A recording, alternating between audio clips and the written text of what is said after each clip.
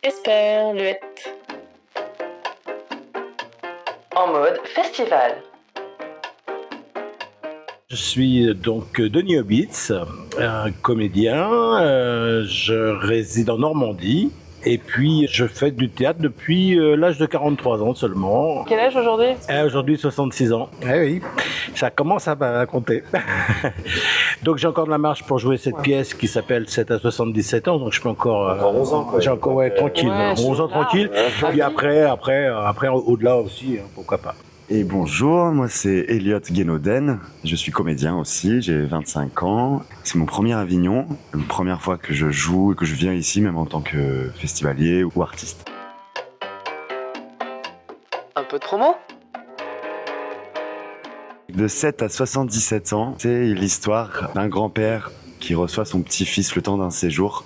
C'est un spectacle plein de vérité parce qu'on va les suivre à travers plusieurs scènes de vie pendant ce séjour, où la condition est qu'il n'y aura pas de téléphone entre les deux, et du coup ils vont pouvoir échanger avec transparence sur plein de sujets de la vie. Le grand-père va vouloir lui transmettre, l'emmener à la pêche, à la montagne, et même en boîte de nuit. Voilà, grand moment. C'est un grand-père rock'n'roll quand même. Voilà, c'est un grand-père d'aujourd'hui, c'est un grand-père qui correspond pas au grand-père que j'avais moi-même. C'est un grand-père qui a connu 68, voilà, qui a connu toute l'évolution de l'époque et tous les bouleversements. Donc il sait ce que c'est que la vie. Il en a bien profité à son époque. Donc il comprend très bien son petit-fils et ce qu'il vit. Mais bon, est venu quand même depuis quelques années s'interposer ce téléphone portable qui gâche quand même pas mal les relations humaines, qui par contre était quelque chose qu'on avait plutôt réussi à obtenir après 68. Ouais. Oui, parce qu'en fait la relation, en tout cas ce qu'on voit dans le spectacle, commence par des lettres écrites à la main. Oui, d'ailleurs, même sans spoiler, mais se termine aussi avec cette lettre. Je pense que c'est important que ça fasse un peu le cycle comme ça, que ça commence avec des lettres. Et effectivement, on voit grandir le petit-fils et ils échangent. Ils ont cet échange épistolaire qui est très touchant, même, enfin voilà, comique. Mais ça avance bien le spectacle, je crois, avec ce plaisir d'écrire à ses grands-parents avec qui on n'est pas souvent proche, enfin de qui on n'est pas souvent très proche. Donc il y a souvent de la distance ou qu'on voit rarement, enfin qu'on voit pas aussi souvent, et que du coup, à travers la lettre, c'est vrai que voilà, c'est un objet précieux qu'on peut garder avec nous, ces lettres des grands-parents qu'on a eues quand on était petits. Il s'est créé comment ce spectacle? Alors c'est une histoire d'amitié en fait. Il se trouve que lorsque j'ai commencé à jouer au théâtre, je me suis retrouvé à Versailles. En parallèle du théâtre, on a une activité avec mon épouse d'éditeur et on avait créé une association de randonnée littéraire à Versailles. Et donc on choisissait des circuits qui nous permettaient d'emmener des auteurs, de faire des lectures et puis de s'achever par une dédicace. Et au cours d'une de ces recherches de circuits, on en a trouvé un à faire avec un auteur. C'était un circuit qui se passait à Bougival et on cherchait un endroit où se poser ensuite pour rencontrer les auteurs. Et il se trouve qu'à Bougival, il n'y avait pas énormément de lieux, mais près de l'église, il y avait un bistrot qui s'appelait les Trois Billards. Et là, ça a été une rencontre d'abord avec le patron du bistrot, une espèce de grand gaillard costaud, corse, impressionnant. Et est entré dans ce café un jeune homme, Franck Bureau, et le grand Corse lui demande comment ça s'est passé son audition et il venait des cours Florent, il venait de se présenter et donc il lui demande ce qu'il a fait ce qu'il a proposé comme texte et il dit j'ai proposé la tirade des non merci de Cyrano de Bergerac. Il se trouve que je la connais par cœur et que c'est une pièce que j'adore. Et j'ai pu lui répondre acte 2, scène 8. Ça a engagé la conversation. Et très rapidement, je suis ce jeune, parce qu'il était tout jeune, je sais pas, il avait 18 ans. Et à partir de là, moi qui étais sur Boulogne-Billancourt à l'époque et qui avait été embarqué dans un projet de pièce de théâtre qui était le journal d'Anne Frank, et le metteur en scène cherchait un jeune pour faire le petit ami d'Anne Frank dans la pièce. J'ai proposé Franck et l'aventure a commencé comme ça. C'est qu'on a fait notre première scène, j'irais un peu sérieuse, ensemble. Voilà. Et à partir de là, cette amitié ne s'est pas démentie. Et un jour, il m'a dit, écoute, voilà, j'ai écrit une pièce pour nous deux. C'était 7 à 77 ans. Et le début d'une grande aventure, on l'a joué pas mal de fois à Paris. Bon, ensuite, les projets ont changé. Et puis, là, il y a eu l'opportunité de reprendre cette pièce. Et il se trouve que l'auteur n'a plus vraiment l'âge du rôle, hein, parce qu'il même s'il a encore, tous, c'est le problème. il fait encore très jeune, et puis le théâtre est une convention. Mais bon, on a quand même préféré rajeunir le casting, et on a trouvé Elliot, et c'était une merveilleuse rencontre. Et alors justement, comme ça vient d'une amitié que vous connaissiez bien avec Franck, comment on arrive à recréer, parce que sur scène vous aviez une vraie complicité, comment vous arrivez à créer ça? D'abord, je crois que c'est aussi grâce à Franck qui dresse la table, en tout cas de ces ponts d'amitié, de ce groupe qui dresse l'humeur et l'empathie, enfin voilà, sympathie. Et très vite, après, quand on s'est rencontré avec Denis, c'est vrai qu'on a eu un feeling. Je pense que, c'était très important que l'alchimie, que la complicité prenne pour une pièce comme ça. Alors je sais que c'est le rôle d'un acteur, mais c'est vrai. Après, quand tu rencontres Denis, bah, tu ne peux que bien t'entendre avec lui et tu ne peux que l'aimer. Et après, bon bah voilà, ça c'est à travers les répétitions. Puis je sais pas, de fil en aiguille, voilà, vous m'avez reçu chez vous comme si j'étais votre propre petit-fils. Et puis du coup, on a passé quand même des belles. Voilà, des beaux moments ensemble à préparer cette pièce. Il y a une autre amitié qui s'est créée, j'ai l'impression. Ah, tout à fait. Il fait partie maintenant c'est de l'ADN. En fait, il a fait un casting. Hein. On a quand même casté plusieurs comédiens, et ça a été un peu une évidence. En fait, moi, il fallait Franck savait qu'il fallait dans cette pièce qu'on ait vraiment une complicité, qu'on puisse sentir entre les deux que ça passe. Donc le casting était important pour ça. Et il voulait mon avis. Il voulait absolument que je sois bien avec le comédien, et ça a été une évidence avec Elliot. Ouais, je me suis posé la question à un moment si vous aviez pas un lien de... Bah, il pourrait vraiment être mon petit-fils, et j'en serais très fier. Pareil, hein. Tu peux être mon papy. Moi j'en ai un et je l'adore, mon papy. D'avoir un deuxième papy, c'est chouette. Du luxe. Bah, c'est clair. C'est cool. Et quels sont les retours que vous avez des spectateurs Oui, on a de très très bons retours. Alors ceux qui sont venus nous voir, ceux qui n'avaient pas encore vu la pièce, ceux qui ne nous avaient pas vu jouer ensemble, de nos connaissances bien sûr et de la famille, mais du public aussi. Et on se rencontre, puisque Avignon, c'est aussi beaucoup de tractage. Ouais. On finit par trouver des gens qui nous ont vus. Donc là, on a des retours directs, et c'est très très agréable, parce que franchement, on a d'excellents retours. Les gens passent un bon moment, on rit beaucoup, mais il y a cette tendresse qui est toujours là, sous-jacente, cette relation d'amour entre le grand-père et son petit-fils, qui parle à tout le monde, je pense qu'on retrouve. Ouais. Et puis bien évidemment, il y a bon, on va pas tout dévoiler, mais il y a quelques surprises dans cette. Oui, il se passe beaucoup de choses pendant ces vacances chez le grand-père. Je pense que le grand-père est quand même un peu, il n'est pas déconstruit, comme on dit. Hein. Il y a un petit choc des générations. Il n'est pas très woke, quoi. Il a quand même, voilà, il a gardé quelques travers de langage notamment. Et mais voilà, la démarche, on sent qu'elle est profonde et sincère. Il est veuf en plus, donc il vit seul. Alors bon, c'est pas, il s'est réfugié un petit peu dans la bouteille aussi. Hein. C'est un papy bon vivant depuis toujours, et justement, il a raison de vouloir encore en profiter, surtout avec son petit-fils. Une anecdote. C'est-à-dire que c'est une pièce, dans la première version, lorsqu'on l'avait jouée à Paris, on a eu l'occasion d'avoir des salles quasi vides, hein, c'est arrivé. C'est arrivé aussi qu'un jour où il n'y avait personne, d'un seul coup on a reçu un autocar de jeunes étudiants au dernier moment qui avaient choisi dans l'officiel des spectacles, ce vieux journal de mon enfance, notre pièce. Leur professeur qui les encadrait les avait emmenés. Et alors c'était une rencontre géniale avec que des jeunes. On avait ce soir-là que des jeunes dans la salle, et on a pu discuter après. Et pareil, on sent que ça leur parle tout de suite. Les relations avec les grands-parents sont différentes de celles des parents. Ah oui, c'est clair.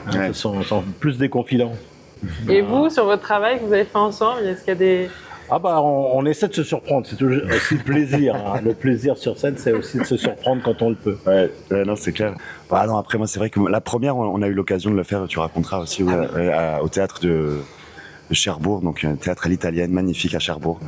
Et c'était face à 400 spectateurs, l'occasion de l'association des... Oui, c'est une soirée théâtrale offerte par le Lions Club de Cherbourg, qui fait tous les ans une soirée théâtre. Et comme on était en préparation, on a pu leur proposer de faire la première chez eux. Alors pour nous, voilà, encore une nouveauté cette année, une première scène nationale, grâce à une association qui avait un créneau là. La cour d'honneur l'année prochaine. Ouais, on sait pas. Moi, je suis pas sûr que notre texte, malgré tout, trouve Ouais. sa place dans le in. Hein, Oui, je crois que ni la mise en scène, en fait, c'est ça qui était marrant, c'est que sur cette, voilà, dans ce théâtre magnifique, sur cette scène qui était quand même assez grande, nous, on était, voilà, c'est notre première et la pièce est quand même intimiste. Ouais. C'est vrai qu'on a plus l'impression de regarder à travers un salon ou à regarder, enfin, tu vois, de témoigner d'une relation d'un père et un petit-fils, comme si on ne savait pas qu'on était là et qu'on les regardait. Donc il n'y a pas grand chose sur scène, il n'y a pas besoin non plus de grand chose. Et donc nous on était sur cette énorme scène Avec les deux chaises. ouais, avec les deux chaises et une table, en train de se dire bon il faut qu'on comble quoi. Et puis bon moi c'était ma première, donc c'est vrai que j'étais encore j'avais pas encore joué la pièce quoi, face à des spectateurs et on s'est régalé. C'était énorme. Track, ami ou ennemi? Alors, comment vous dire je sais plus qui disait que le trac, ça viendrait avec le talent. Donc, pour l'instant, en fait, non, on est assez détendu globalement parce que. Pour les jours. Oui, ça dépend des jours, mais bon, voilà, c'est toujours impressionnant. Mais on crée de toute façon tout de suite cette relation. On essaie de rentrer en vibration ensemble avant d'entrer sur scène parce qu'on a besoin d'être vraiment en contact. Donc le regard, être sur la même vibration, la même longueur d'onde, c'est important. Donc on travaille là-dessus avant d'entrer en scène. Ce qui fait qu'on n'a pas le temps d'avoir le trac, véritablement. Moi, je pense que je l'ai toujours avant de monter sur scène, et c'est justement ce qui me donne envie de monter sur scène. Moi. C'est ce truc de, d'avoir le sentiment. Allez, c'est quand là qu'on y va là, parce que là, j'en peux plus là, tu vois. J'en peux plus. T'as beau faire les exercices, te préparer, être en vibration ou quoi, il y a un moment, t'as juste envie de monter, quoi. Et t'as envie d'être là, et t'as envie d'être. Donc, moi, je l'ai toujours, et c'est justement un peu ce que je recherche, quoi, ou quelque chose qui me donne du plaisir à être comédien. Et ce métier, c'est le track. Oui, c'est l'adrénaline. Ouais, Donc c'est ce que je disais, hein, le trac, ça vient avec le talent. Lui, il l'a. Et vous avez une petite tradition avant de monter sur scène, quelque chose que vous faites ensemble? Je lui fais un petit massage. Ah bah voilà pourquoi. Ouais, coller. Les cervicales. Non, très rapidement, oui, j'avoue, on fait beaucoup d'italienne, on aime bien juste pour pas avoir à penser à autre chose, à juste revenir sur le texte, sur la base de la pièce. Et puis après, je pense que oui, dans les 5 minutes pendant que le spectateur s'installe, ça fait quelques fois là quand on fait des petits exercices d'énergie un peu que j'ai appris moi à travers des troupes ou l'école, et c'est assez drôle. J'aimerais bien. On pourrait filmer, ça serait marrant, je pense, de nous voir faire des. C'est Le lui massage, c'est la classe quand même. il s'occupe bien de son grand-père, il n'y a pas de problème. Hein. C'est agréable. Non, on respire, on essaie de joindre nos souffles en même temps aussi, voilà, quelque chose de tranquillisé, en harmonie. Voilà. Une reco pendant ce off? Nous sommes allés voir Le Bourgeois Gentilhomme au Gémeaux, qui était une troupe de jeunes absolument folle qui dépoussière, mais qui conserve ce beau texte de Molière. Et qui danse, chante, enfin ils ont une énergie de fou, c'est une très belle pièce. Dans l'énergie de jeunes troupes, j'allais voir Un fil à la patte de la compagnie Baraque. C'est des gens de Courflanc, et j'ai fait l'école, la Courflanc en classe libre. Et puis hier matin, je suis allé voir Benoît Solès, les 22 minutes. Et je me suis pris la claque que j'ai cherchée. Et il y a bien sûr Si c'était elle, du même auteur de Franck Bureau, très très très belle pièce. Ça fait un petit peu le lien avec 7 à 77 ans, parce que ça pourrait être les frasques de mon petit-fils à Paris avant qu'il arrive en séjour à la montagne chez moi. C'est vrai qu'il y a la même ADN avec de 7 à 77, on est sur quelque chose de... Voilà, tout à fait. Ouais. Et un dernier petit mot pour donner envie de venir voir le spectacle? Si on a eu de bonnes relations ou pas avec ses grands-parents, parce qu'on a pu en rêver de ne pas les avoir, ça arrive aussi à des gens, mais je pense que c'est vraiment un message qui touche tout le monde. Ce que nous ont apporté nos grands-parents ou ce qu'ils ont représenté, ça a toujours été, je pense, pour tout le monde un point d'ancrage dans la vie de chacun. Et donc là, c'est cette rencontre, cet échange, un petit peu, ça frite un peu aussi, hein. C'est pas tout lisse, comme dans toutes les familles. Il y a des petites histoires, il y a des choses, mais je crois que ça touche vraiment. Et puis, on réussit, je crois, à faire ce que j'aime au théâtre, c'est rire et puis avoir de l'émotion. Ouais. Et là, quand on peut en plus me tirer une larme, moi, c'est ce que j'aime quand je joue au spectacle. J'espère qu'on arrive à le faire avec cette pièce. Génial. Quelque chose à rajouter, Elliot? Tout a été dit, finalement, oui, c'est la question que je pose parfois aux gens. Moi, c'est vrai que, non, mais comme tu as dit, il y a pas, ça veut dire, ah bah, le papy, voilà, c'est important d'aller les voir, de passer du temps avec eux. Moi, parfois, je pose aux gens la question, qu'est-ce qui vous a transmis votre papy, quoi. Puis c'est vrai que ça pose un peu cette question, à la fin de la pièce, on se demande, on y pense, en tout cas. Mon avis sur le spectacle. De 7 à 77 ans, c'est une parenthèse de tendresse et de fraîcheur dans ce festival caniculaire. On est témoin de cette relation si unique entre un grand-père et son petit-fils devenu jeune adulte. Une relation comme on aurait toutes et tous aimé en avoir. D'abord épistolaire, leur lien prend un tournant important quand Franck vient passer quelques jours de vacances chez Denis. Bon, il est vrai d'abord que Franck venait pour récupérer de l'argent. Mais son grand-père va lui imposer une règle d'or, laisser de côté son téléphone et vivre pleinement ces quelques jours ensemble. Cette contrainte amène bien sûr à trouver des activités. Quelques restos, une partie de pêche, une rando et même une tentative de soirée en boîte de nuit. Mais surtout, elle ouvre la porte à des discussions plus ou moins sérieuses. Tout y passe, la jeunesse, l'amour, le sexe, le deuil, les relations humaines.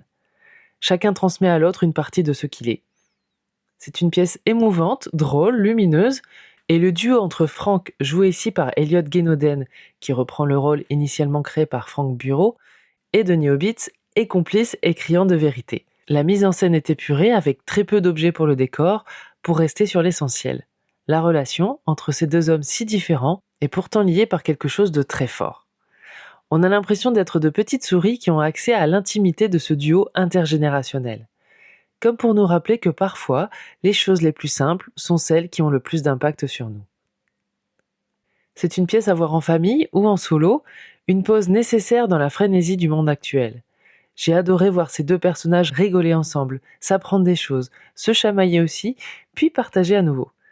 Et surtout, il y a une telle complicité entre les deux acteurs, et vous l'avez entendu dans leur interview, que l'émotion en est décuplée.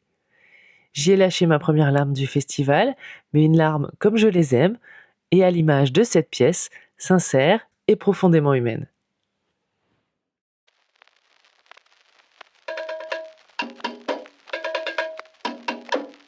Esperluette. En mode festival.